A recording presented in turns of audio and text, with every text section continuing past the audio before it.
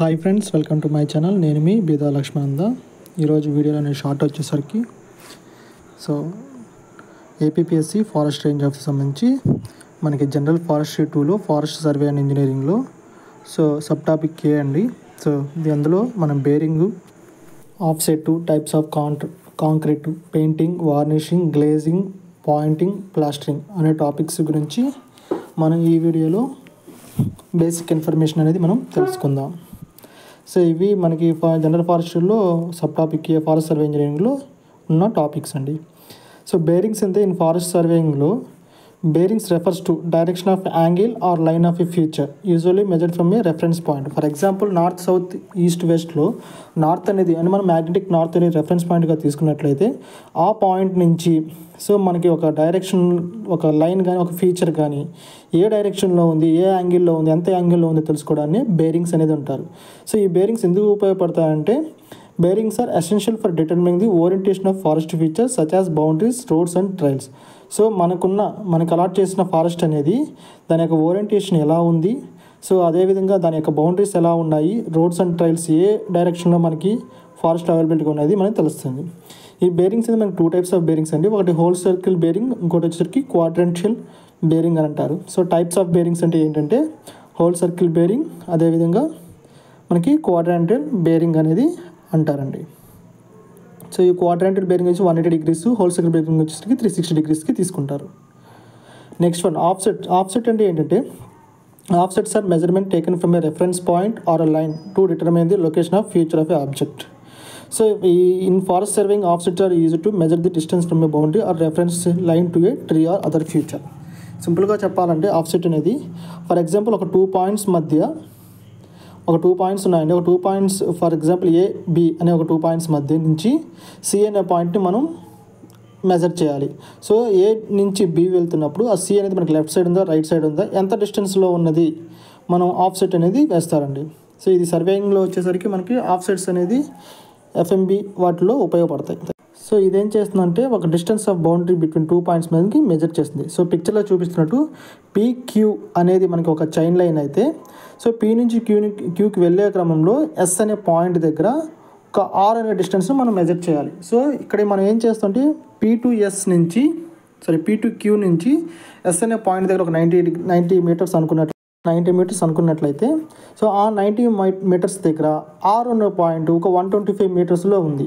దాన్ని మనం ఏం చేస్తామంటే ఎస్ అనే పాయింట్ 90 మీటర్స్ దగ్గర ఉంటూ పీని క్యూని చూస్తూ మనకి క్రాస్ హెడ్లో ఏదైతే మనకి క్రాస్ టైప్ ఉంటుందో ఆ క్రాస్ హెడ్లో PQ పాయింట్ని చూస్తూ ఎస్ అనే పాయింట్ నుంచి ఆర్ అనే పాయింట్ని చూస్తాం. ఆర్ టు ఎస్ మధ్య ఉన్న డిస్టెన్స్ని ఏమంటాం అంటే మనకి ఆఫ్సెట్ డిస్టెన్స్ అంటాం. ఇది మనకి ల్యాండ్ సర్వేయింగ్లో చైన్ చేసేటప్పుడు ఉపయోగపడుతుంది. Types of concrete. కాంక్రీట్ అనేది సాధారణంగా మనకి ఒక కన్స్ట్రక్షన్ మెటీరియల్ అండి. ఈ కన్స్ట్రక్షన్ మెటీరియల్ ఏముంటాయంటే కంపోజిషన్ ఆఫ్ సిమెంట్ ఉంటుంది, అగ్రిగేట్ ఉంటుంది, అదేవిధంగా వాటర్ అనేది ఉంటుంది. జనరల్లీ ఫారెస్ట్ కన్స్ట్రక్షన్లో మనకి ఎలాంటి కాంక్రీట్ యూజ్ చేస్తారంటే రెడీ మిక్స్ కాంక్రీట్. అంటే ఇది ఆల్రెడీ ప్రీ మిక్స్డ్ చేస్తుంటారు. మనకి ఎక్కడైతే సైట్ వర్క్ చేయాలో అక్కడికి వెంటనే తీసి వర్క్ అనేది స్టార్ట్ చేస్తారు. దీన్ని ఏమంటామంటే రెడీ మిక్స్ కాంక్రీట్ అంటాం. అదేవిధంగా next one site mix concrete.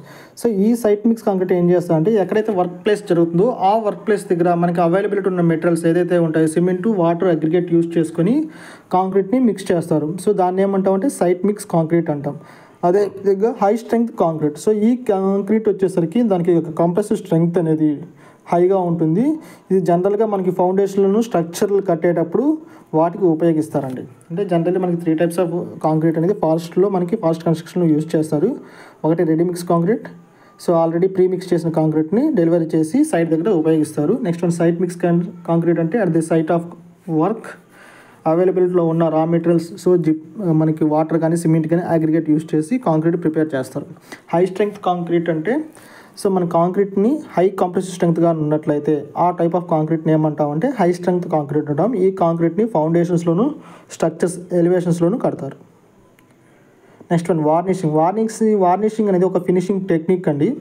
ఇది ఏం చేస్తుందంటే వాల్స్ మధ్య కానీ వుడ్ సర్ఫేస్ మధ్య కానీ ఫినిషింగ్స్ అనేది చేస్తుంది. For example in forest construction varnishing is used to protect wood surface from weathering and decay. అంటే ఏదైతే మనకి చెక్కలు ఉన్నాయో, టింబర్ కానీ వుడ్ సర్ఫేసెస్ ఉన్నాయో ఆ సర్ఫేసెస్ మధ్య చెదలు కానీ పట్టి వాటిని డిస్ట్రక్ట్ అవ్వకుండా, అంటే దాని బ్యూటీ ఆఫ్ వుడ్ అనేది మనకి పాడవకుండా ఉండేలా వార్నిషింగ్ అనేది ఉపయోగపడుతుంది. సో ఇది ఒక ఫినిషింగ్ టెక్నిక్లా మనకు ఉపయోగపడుతుంది. ఇది ఏం చేస్తుందంటే ఆ బ్యూటీ ఆఫ్ వుడ్ని ఎన్హాన్స్ చేస్తుంది.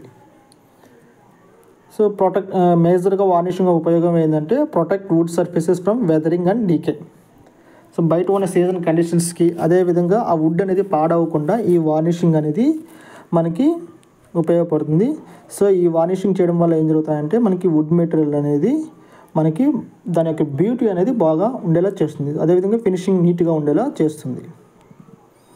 నెక్స్ట్ వన్ పాయింటింగ్ అంటే ఏంటంటే pointing refers to the process of filling gaps or joints between masonry units. అంటే మనకి బ్రిక్స్ లేదా స్టోన్స్ దాన్ని మనం సిమెంట్ కాంక్రీట్తో మిక్స్ చేసినప్పుడు వాటి మధ్య ఉన్న గ్యాప్ని ఏం చేస్తుందంటే ఈ పాయింటింగ్ అనేది ఫిల్ చేస్తుంది. సో సాధారణంగా ఫారెస్ట్ కన్స్ట్రక్షన్లో పాయింటింగ్ ఎందుకు యూజ్ చేస్తారంటే seal gaps and joints to prevent infiltration. So ఎక్కడైతే మనకి బ్రిక్స్ కానీ స్టోన్స్ మధ్య టూ స్టోన్స్ మధ్య సిమెంట్ని ఫిక్స్ చేసినప్పుడు దాని మధ్య ఉన్న గ్యాప్ని సో అవ్వకుండా ఏం చేస్తుందంటే ఈ పాయింటింగ్ అనేది చేస్తుంది. సో ఇదేం చేస్తుందంటే it enhance the appearance of masonry structures. So ఒక స్ట్రక్చర్స్ అనేది బ్యూటీ సరిగా ఉండేలా విధంగా చేస్తుంది. సో ఎప్పుడైతే ఒక స్టోన్స్ కానీ బ్రిక్స్ మధ్య గ్యాప్స్ని ఫిల్ చేస్తుందో సో అవి చూడడానికి కూడా ఆకర్షణీయంగా ఉంటుంది. ఇదేం చేస్తుందంటే enhance the appearance of masonry structures అంటే మనకి స్టోన్స్తో కానీ బ్రిక్స్తో కానీ కట్టిన కట్టడాలు అని అంటారు. For example like walls, rooms, buildings, structures etcetera.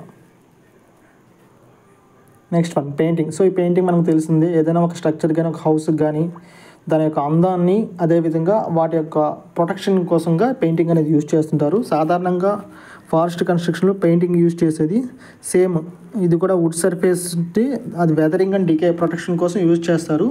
So ఈ పెయింటింగ్ వేయడం వల్ల ఏం జరుగుతుందంటే ఆ ఫారెస్ట్ బిల్డింగ్స్ కానీ ఫారెస్ట్ వుడ్స్ కానీ దాని యొక్క బ్యూటీ అనేది మనకి చాలా ఆకర్షణీయంగా చూడడానికి చక్కగా ఉంటుందండి. సో ఇది కూడా ఒక ఫినిషింగ్ టెక్నిక్ అండి, లైక్ వార్నిషింగ్. సో పెయింటింగ్ అన్నా వార్నిషింగ్ అన్నా ఈ రెండు కూడా మనకి వుడ్ని ప్రొటెక్ట్ చేస్తూ దాని యొక్క బ్యూటీని ఇంక్రీజ్ చేసేలా చేస్తుంది, అదేవిధంగా సీజనింగ్ కండిషన్స్ తట్టుకునే విధంగా ప్రొటెక్ట్ చేస్తుంది. Glazing refers to installation of glass other transparent materials in Windows, doors and other openings. So glazing అంటే మనకి సాధారణంగా ఉండే వుడ్ డోర్స్ బదులు ఆ వుడ్స్ మధ్య మనకి గ్లాస్తో కానీ అదర్ ట్రాన్స్పరెంట్ మెటీరియల్స్తో విండోస్, డోర్స్, ఓపెనింగ్స్ అనేది చేస్తుంటారు. In forest construction glazing is used to natural light ventilation purpose. మనకి ఫారెస్ట్ బిల్డింగ్స్లో మనకి గ్లేజింగ్ అనేది ఉపయోగిస్తుంటారు. అదేవిధంగా it offer protection from the elements. సింపుల్గా చెప్పాలంటే గ్లేజింగ్ అనేది ఫారెస్ట్ ఇంజనీరింగ్లో మనకి న్యాచురల్ లైట్ వెంటిలేషన్ పర్పస్గా ఫారెస్ట్ బిల్డింగ్స్ పైన గ్లేజింగ్ మెటీరియల్ అనేది పెడతారు, అంటే గ్లాస్ విండో కానీ గ్లాస్ డోర్స్ కానీ ఫిక్స్ చేస్తారండి.